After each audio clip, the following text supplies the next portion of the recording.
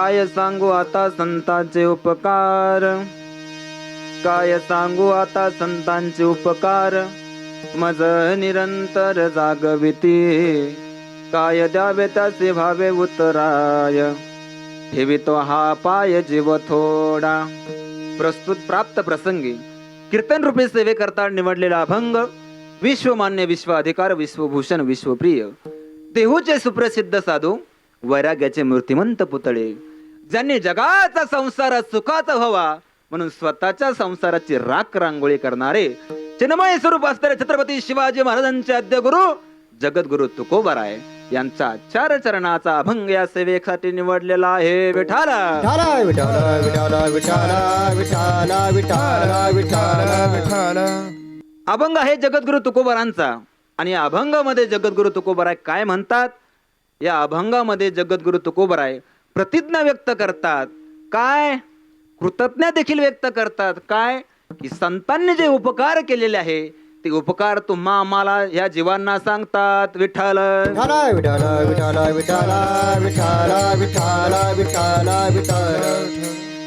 या विश्वाच्या पाठीवर अनेकांनी आपल्यावरती उपकार केलेला आहे. मायबाप नदीने उपकार केलेले आहेत, झाडाने उपकार केलेले आहेत, जीवांनी सुद्धा उपकार केलेले आहे. परंतु सज्जनांनो, जे संतांनी उपकार केलेले आहे ते उपकार सगळ्यांपेक्षा वेगळे आहे. कारण का? जगद्गुरु तुकोबारांनी या अनेकांच्या उपकाराच्या यादीमध्ये नाव दिलं नाही, परंतु संतांचे उपकार मात्र सांगितले.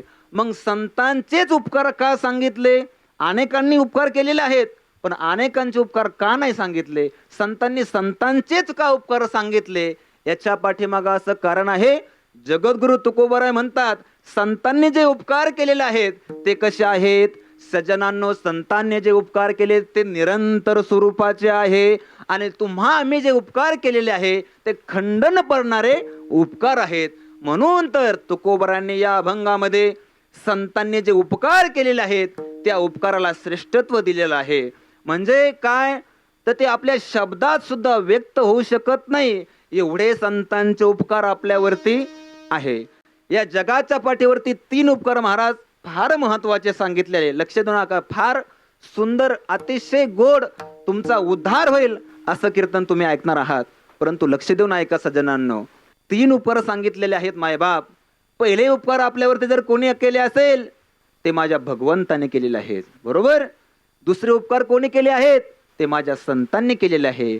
आणि तिसरे जे उपकार केलेले आहेत ते माझ्या आई वडिलांनी आपल्यावरती केलेले आहेत उपकार. महाराज लक्षात ठेवा. आता सांगा, देवाने जे उपकार केले, लक्षात ठेवा 3 उपकार सांगितले. कोणकोणचे? देवाचे, संतांचे आणि आई वडिलांचे. पहिला उपकार सांगितला कोणाचा? देवाचा उपकार सांगितला मायबाप. आता देवाचा उपकार काय आहे आपल्यावरती? देवाने महाराज 2 हात, 2 पाय, 2 कान, 2 डोळे दिले. इंद्रिय हात पाय कान, दिले इंद्रिय हात पाय कान, डोळे मुख बोलाया वचन, डोळे मुख बोलाया वचन, जेने तू जोडसी नारायण, जेने तू जोडसी नारायण, नासे जीवपण भवरोग, दिले इंद्रिय हात पाय कान, दिले इंद्रिय हात पाय कान, दिले इंद्रिय हात पाय कान, दिले इंद्रिय हात पाय कान. हा जीव दिला दान, तयाचे करीन चिंतन, जग जीवन नारायण, गाईन गुण तयाचे, जेने हा जीव दिला दान, त्याचे करीन मी चिंतन, देव जोडसी नारायण. भवरोगा. महाराज जगद्गुरु तुकोबाराय म्हणतात, देवाने हा अनमोल किमतीचा नरदेह तुम्हा आम्हाला दिला.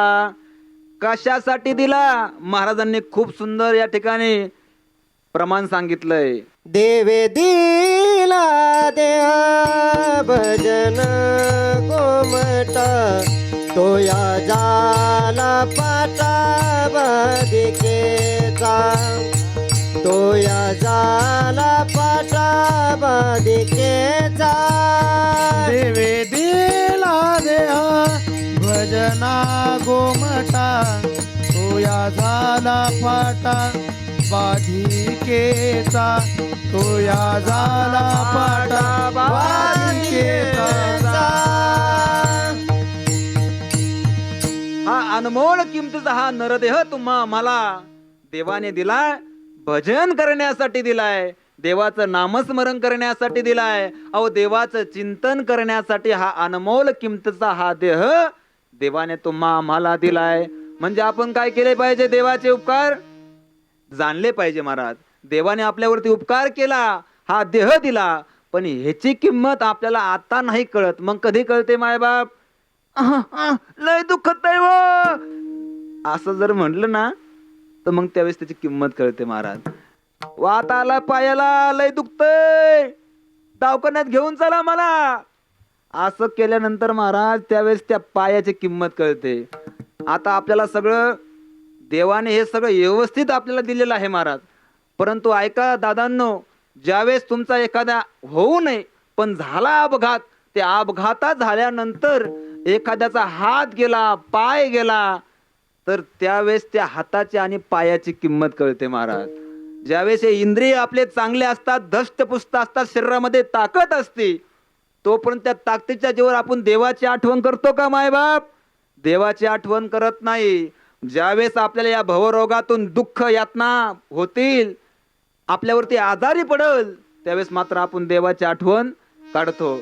अहो या भारतामध्ये तुम्ही कुठेही जा, कितीही मोठ्या दवाखान्यामध्ये जा, जर तुमचा डोळा जर खराब झालेला असेल, तुम्ही कितीही मोठं ऑपरेशन करा, गेल्याच्या नंतर ऑपरेशन झाल्याच्या नंतर डोळा नीट होईल, तुमचा नीट होईल, परंतु देवाने जो डोळा दिलाय ना त्या डोळ्यासारखं पुन्हा दिसणार नाही. वा.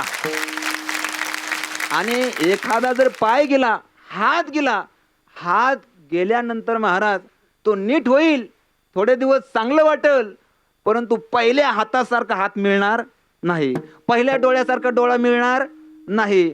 तुम्ही अनेक या ठिकाणी उपचार करताना, अनेक संशोधन लावताना, दवाखाने भरपूर मोठे मोठे झालेले आहेत, परंतु महाराज या शरीराचं किंमत त्यावेळेस कळते ज्यावेळेस हात नसल. त्यावेळेस देवाला आपण सारखं आठवतो, देवा अरे डोळा नाही रे, डोळा दिला असतं तर बरं झालं असतं देवा, मी सुंदर जग बघितलं असतं. पण ज्याला डोळे दिले देवाने, सुंदर जग बघतोय, त्यावेळेस आपल्याला देवाची आठवण येत नाही. म्हणून आपण काय केलं पाहिजे? देवाचे उपकार जाणलेच पाहिले महाराज. देवाने पहिला उपकार केला आपल्यावरती, हा अनमोल किमतीचा नरदेव तुम्हा आम्हाला दिला.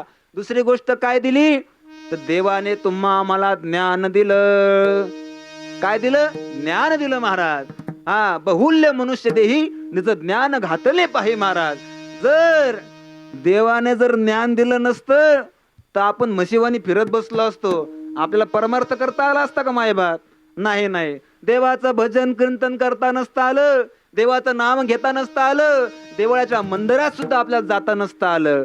पण का? हे देवाचे आपल्यावरती उपकार आहेत महाराज.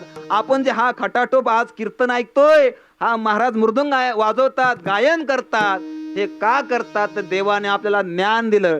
जर तुम्हाला महाराज ज्ञानच नसतं तर तुम्ही गायन शिकले असते का?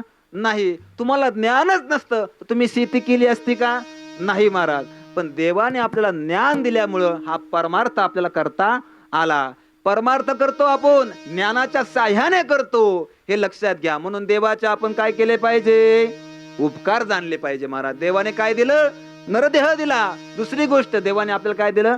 ज्ञान दिलं. म्हैस, घोडा, बैल, मांजर, कुत्ता परमार्थ करतात का महाराज? फक्त हा नरदेहच, हा मनुष्य देहच फक्त देवाच्या चिंतन करू शकतो. आणि कहे ज्ञान नाही कोठे, आणि कहे ज्ञान नाही कोठे अनिक हे ज्ञान, नाही कोठे अनिक हे ज्ञान. हे याच दे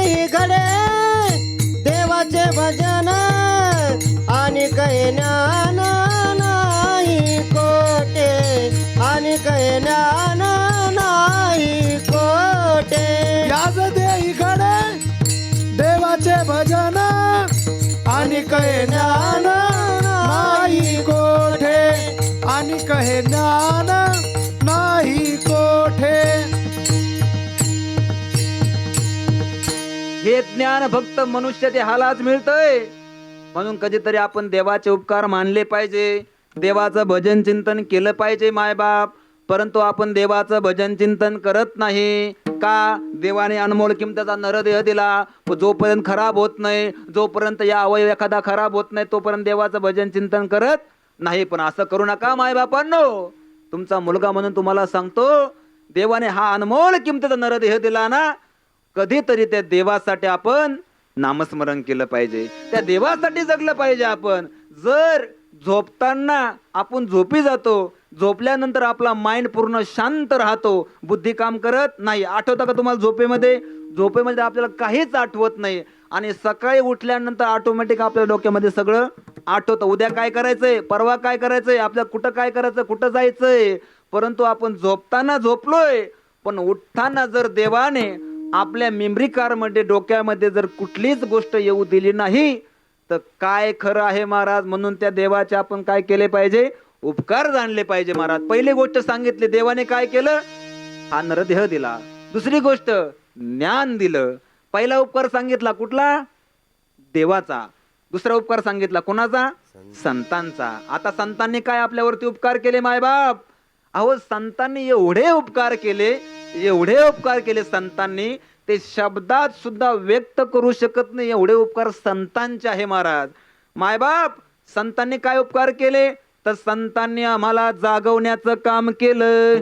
काय जागवण्याचं काम केलं, म्हणजे तुम्हाला उठवलं का झोपेतून, उठा रे उठा उठा असं म्हणले का? जागे व्हारे आता, उठा जागे वरे आता, स्मरण करा पंढरीनाथा, स्मरण करा पंढरीनाथा, भावे चरणी ठेवा माथा, भावे चरणी ठेवा माता, चुकवा व्यथा जन्माचा,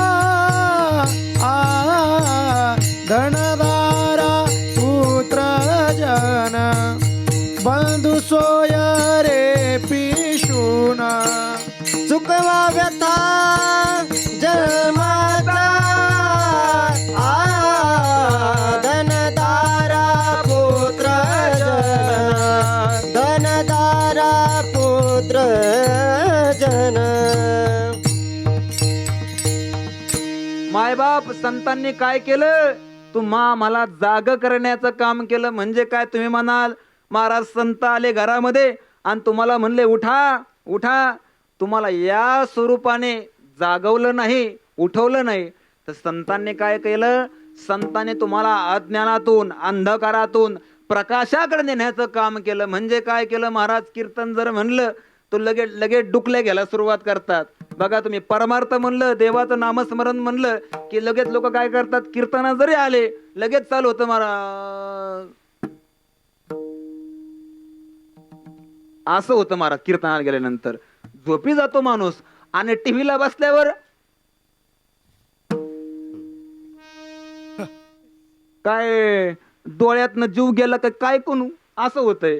टीव्हीला बसलं की डोळ्याची पापणी सगळं हालत नाही, आणि परमार्थ म्हणले की आपल्याला झोपा येतात महाराज. असं करू नका हो. देवाने भजन कीर्तन करण्यासाठी हा नरदेह दिलाय देवाने महाराज. अहो देवाने आपल्याला काय केलं, जागा करण्याचं काम केलं महाराज. अहो संतांचा सर्वात श्रेष्ठ उपकार सांगितलेला आहे. का बरं, देवापेक्षाही श्रेष्ठ उपकार संतांचा आहे. मग आई वडिलापेक्षाही श्रेष्ठ उपकार संतांचाच आहे. त्याच्या पाठीमागं कारण तुम्हाला सांगतो, ऐका. देवाचा श्रेष्ठ उपकार का बरं नाही आणि संतांचा श्रेष्ठ उपकार का सांगतात? देवाने जे उपकार केले आहेत महाराज, देवाचं कसं आहे, देती तेव्हा घेसी महाराज. देव काय करतात माहितीये का, तुम्ही जर दिलं तरच देव तुमच्यावरती कृपा करू शकतो. देव तुमच्यावरती संकटामधून तुम्हाला वाचवू शकतो. देव तुमची काळजी करू शकतो. परंतु आमचे संत तसे नाही महाराज. संतांचं कसं आहे, अहो संतांचं भजन केलं तरीही तुमच्यावरती कृपाच करतात, आणि जर नाही केलं तरीही तुमच्यावर कृपा करतात. म्हणून श्रेष्ठ सांगितलं कोण? संतांचं सांगितलं महाराज. संतांचे उपकार श्रेष्ठ आहेत. अहो संतांनी तुम्हा मला जाग केलं, ह्याच्यामध्ये काय नवल नाही. संतांनी देवाला जाग केलं, मायबाप देवाला. उठा सकळ जन उठले नारायण. उठा सकळ जन उठले नारायण. आनंदले मुनी जन तेने लोक. आनंदले मुनी जन तेने लोक. आनंदले मुनी जन तिन्ही लोक. आनंदले मुनी जन तिन्ही लोक. उठा सकळ जन उठिले नारायण. उठा सकळ जन उठले नारायण. उठा सकळ जन उठिले नारायण. उठा सकळ जन उठिले नारायण. आनंदाले मुनी जन तिन्ही लोक. आनंदले मुनी जन तिन्ही लोक. करा जय जयकार वाद्यांचा गजर. करा जय जयकार वाद्यांचा गजर. एक राज जयकार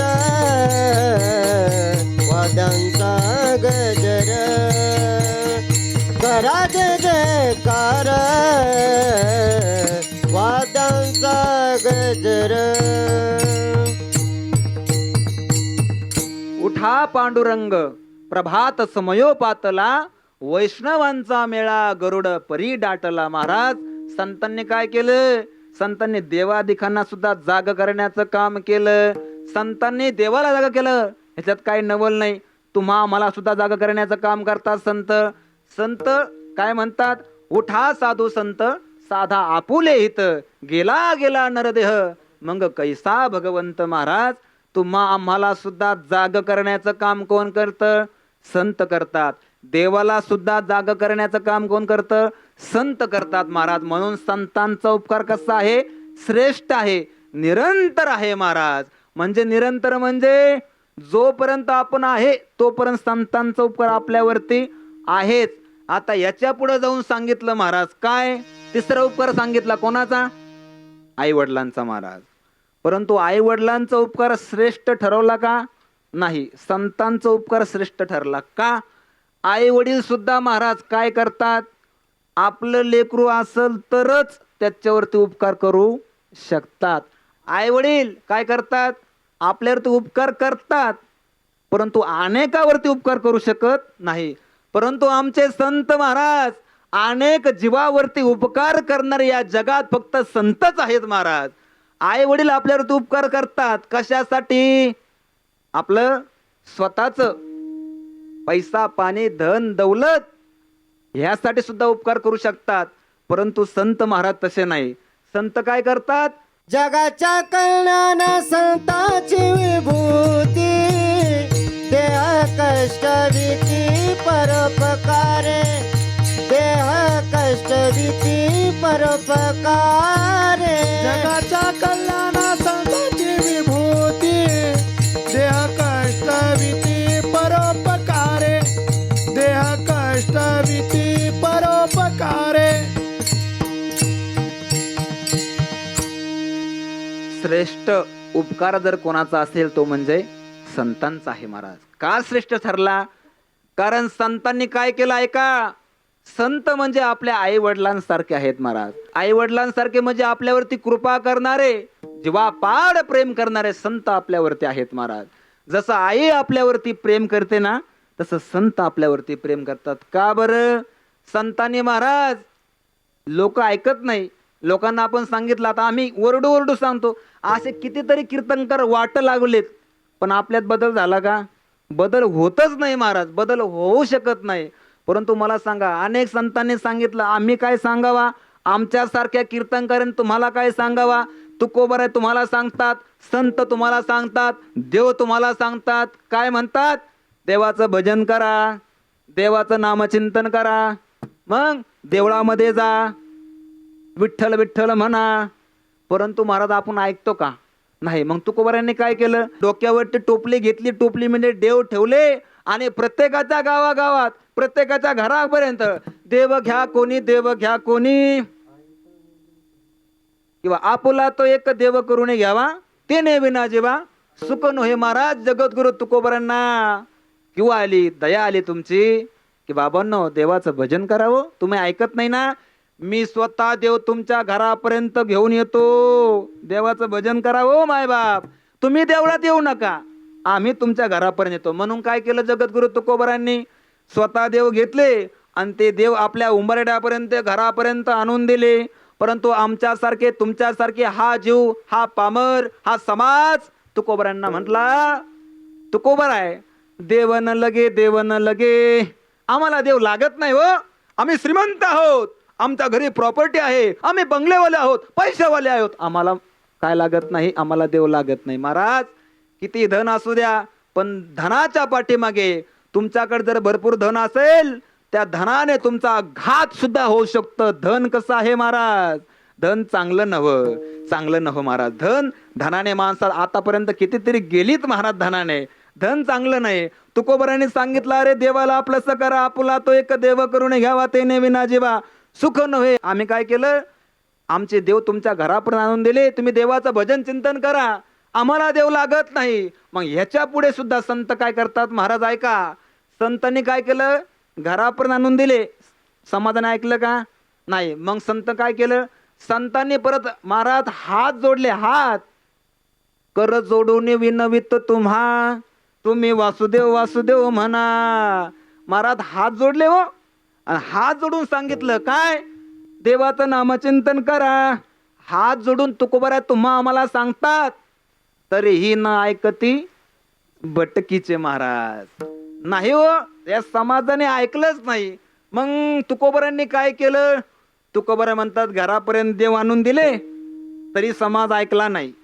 तुकोबाराय म्हणले आम्ही हात जोडले हो, तरी पण हा समाज ऐकला नाही. मग तुकोबाराय शेवटचं काय करतात? तुकोबाराय शेवटचे पाय धरतात. लागून या पाया विनवितो तुम्हाला, करटाळी बोला मुखी नाम. महाराज जगद्गुरु तुकोबारांनी पाय धरले. आता मला सांगा महाराज, पाय धरून हात जोडून जर ऐकत नसल तर तुमच्याकडे त्याला काय म्हणतात? आई आपल्याला सांगते महाराज, काय म्हणते आई? 10वीला आहेस ना तू, अभ्यास कर, मोबाईल खाली ठेवून दे, अभ्यास कर. आई सांगते महाराज आपल्याला, पण आपण ऐकतो का? नाही ऐकत. मग काय करते आई? आपल्याला ओरडते महाराज, तुला कळत नाही का? तुला सांगितलेलं मोबाईल खाली ठेव, अभ्यास कर, 10वीला आहे ना तू, अशी ओरडून सांगते. अगोदर कसं सांगते? बाळा अभ्यास कर ना, नंतर बदलते महाराज. तसं संत सुद्धा अगोदर काय करतात? हात जोडतात, दुसरी पाया पडतात महाराज. पण आई महाराज एखादा लेकरात सांगता, अरे तिकडे जाऊ नको, त्या पोरा तुला सांगितलं जाऊ नको म्हणून सारखं सारखं तुझं वाटोळं होईल, असं आई आपल्याला सांगते. आणि जर लेकराने जर ऐकलं नाही तर आई त्याला फटके द्यायला सुद्धा मागं पुढं बघत त्याला मारते सुद्धा महाराज आई. मग संतांनी आम्हा तुम्हाला मारलं नाही, परंतु शब्दाने मारलं महाराज. काय केलं संतांनी?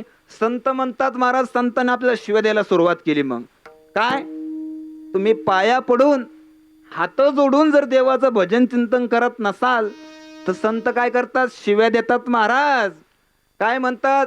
जर तुमचं मुख, तुमची वाणी जर देवाचं नामचिंतन जर करत नसेल तर हे मुख कसं आहे? सर्पाचं आहे, सापाचं आहे. काळ सर्प आहे, जीवा नवे काळ सर्प आहे, जिव्हा नवे काळ, सर्प आहे, जिव्हा नवे काळ. नामा विन मुख सर्पाचे ते बीळ जीवा नवे काळ सर्प आहे जीवा नवे काळ सर्प आहे नामाविन मुख सर्पाचे ते भीळ जीवा नवे काळ सर्प आहे जीवा नवे काळ सर्प आहे सर्प आहे नामाविनमुख सर्पाचे ते बिळ जिव्हा नव्हे काळ सर्प आहे. महाराज, जर तुमचं मुख तुमची वाणी जर देवाचं भजन करत नसेल, देवाचं नामचिंतन करत नसेल, कधी विठ्ठल विठ्ठल म्हणत नसेल, तर ते मुख कसं आहे? ते मुख सापाचं आहे महाराज. तरी लोकांनी भजन चिंतन केलं नाही. याच्या पुढे जगद्गुरु तुकोबारांनी पुढे जाऊन सांगितलं, काय माय गेली होती भूतापासी हरी नहे मुकाशी अरे मुढा. अहो जगद्गुरु तुकोबारांनी शिव्या दिल्या हो महाराज. ज्याचं मुख देवाचं भजन करत नाही, ज्याचं मुख देवाचं भजन चिंतन करत नाही, सर्वात जास्त राग जर कोणाला येत असेल ना तर संतांना येतो महाराज. ज्यावेळेस मुलाने जर ऐकलं नाही तर सर्वात जास्त बापाला राग येतो का आईला जास्त राग येतो? आई त्या लेकराच्या पाठीमागं असते. त्या आईला वाटतं का त्या लेकराचं वाटोळं व्हावं? 10वीला आहेस तू, अभ्यास केला पाहिजे, अभ्यास करायला बस. आता मला सांगा दादा, जर ते लेकरू पास झालं तर याच्यामध्ये आईला काही फायदा होणार आहे का? आईला काही फायदा होणार आहे का याच्यामध्ये? नाही ना महाराज. परंतु तरी देखील आईला काय वाटतं? लेकरू पास झालं पाहिजे, लेकराचा काय झाला पाहिजे? उद्धार झाला पाहिजे. लेकराने जीवन कसं जगलं पाहिजे? चांगलं जगलं पाहिजे. असं कोणाचं मत आहे? आईचं मत आहे. परंतु आईचं याच्यामध्ये काही फायदा नाही. तसं संत आपल्याला शिव्या देतात, परंतु संतांचा याच्यामध्ये काही फायदा आहे का? परंतु संतांना काय वाटतं? संतांना वाटतं या समाजाचं, या जीवाचं वाटोळं नाही झालं पाहिजे. म्हणून संत काय करतात? आपल्यावरती कृपा करतात. संतांना वाटतं यांनी नामचिंतन केलं पाहिजे. अरे ऐका हो, देवाचं भजन करा, देवाचं नामचिंतन करा, असं संत आपल्याला वारंवार सांगतात. म्हणजे वारंवार काय करतात? जाग करण्याचं काम करतात. तसं आई सांगते, पोरा जर नापास झाला तर तुझं काय खरं नाही बरं. तुला गाडी घेऊन देईन, तू अभ्यास कर. काय? तुला गाडी घेऊन देईन, तू अभ्यास कर. त्याला वचन देते, त्याला सांगते ते पोरग चांगलं झालं पाहिजे, चांगलं उच्च पदाला गेलं पाहिजे, त्या पोराचं सोनं झालं पाहिजे, ते पोरग आईस आरामात जगलं पाहिजे. असं कोणाला वाटतं? आईला वाटतं महाराज. आईचं अंतकरण कसं आहे? मवाळ आहे. कोणाविषयी? फक्त लेकराविषयी. पण संतांचं अंतकरण कसं आहे? सगळ्या जगाविषयी कसं आहे? मवाळ आहे महाराज. विठ्ठल विठ्ठल विठ्ठल विठ्ठल विठ्ठल विठ्ठल विठ्ठल विठ्ठल. आणि आपण संतांनी आपल्याला शिव्या द्याव्या महाराज, आणि तरी देखील आपण संतांचं ऐकावं नाही. म्हणजे जे संतांनी आपल्यावरती उपकार केले त्या उपकाराची जाणीव नाही महाराज आपल्याला. देवाने सांगितलं, संतांनी सांगितलं, परंतु असं माझं म्हणणं असेल, महाराज देवाचे उपकार तुम्ही नाही जाणत, नका जाणू द्या. संतांचे उपकार नाही जाणत, नका जाणू द्या. परंतु कमीत कमी ज्या आईने आणि ज्या बापाने तुम्हाला जन्म दिलाय त्या आई वडिलांचे उपकार आपण मानले पाहिजे. 3 उपकार सांगितले. किती? 3. पहिला उपकार देवाचा, दुसरा उपकार संतांचा, आणि तिसरा उपकार सांगितला आई वडिलांचा. महाराज किती हो आई वडिलांचे उपकार आहेत आपल्यावरती. परंतु आई वडिलांचे उपकार कमी पडतात बरं संतांच्या जवळ. परंतु आई वडिलांचे महाराज एवढे उपकार आहेत आपल्यावरती, एवढे उपकार आहेत ना महाराज. जो बाप रात दिवस कष्ट करतो आणि काबाड कष्ट करून रात्रीच्या वेळेला खिशामध्ये पैसे घेऊन येतात ना, त्याला म्हणतात बाप महाराज. बाप मध्ये एक जगण्याचं माप आहे महाराज. अरे आई घराचं मांगल्य आहे तर बाप घराचं अस्तित्व आहे महाराज. अहो आई वडिलाची आजकालची शोकांतिका अशी झाली, तुम्हाला सांगतो या कलियुगाचा महिमा. अहो आपल्या लेकरांना आई वडिलाची किंमत आज राहिलेली नाही. अहो आजही या समाजाला आई वडिलाचं महत्व कळलं गेलं नाही.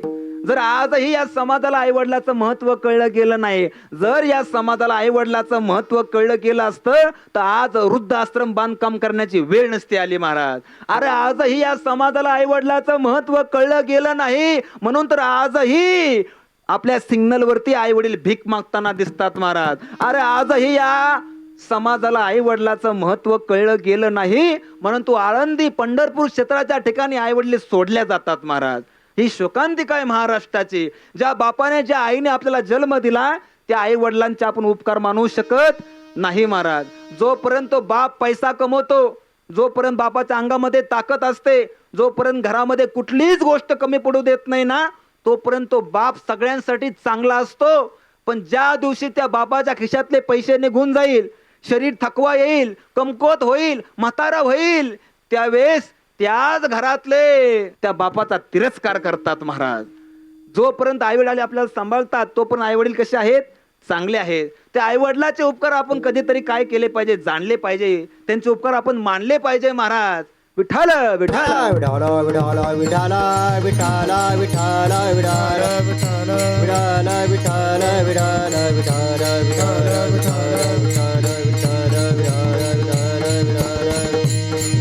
विठाल विठाल विठाल विठाल विठाल आईला वाटतं आपण जे बघितलं ते आपल्या मुलाने बघावं म्हणून आपल्या आई आपल्याला कडेवरती घेऊन मिरवत असते. आणि बापाला वाटतं उभ्या आयुष्यात आपण जे बघितलं नाही ते माझ्या लेकराने बघावं म्हणून तो बाप आपल्याला खांद्यावरती घेऊन मिरवत असतो महाराज. आणि त्या आई बापाचे आपल्याला उपकार आपण मानायला तयार नाही महाराज. अहो शोकांतिका या महाराष्ट्राची आहे. कारण पूर्वीच्या काळामध्ये महाराज ऐका नीट, पूर्वीच्या काळामध्ये आई वडील गेल्याच्या नंतर शेतीच्या वाटण्या होत होत्या.